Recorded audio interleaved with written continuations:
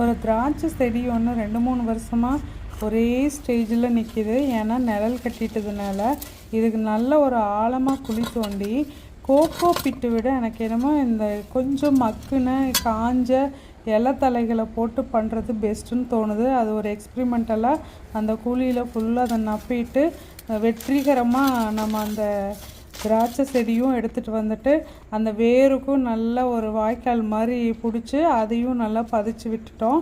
அதுக்கப்புறம் மண் அந்த அதுக்கப்புறம் அந்த காஞ்ச இலைகள் எல்லாத்தையும் போட்டாச்சு. அதுக்கப்புறம் மேலேயும் மண் போட்டு நல்லா மிதித்து விட்டு கடைசியில் மறக்காமல் தண்ணி விடணும்.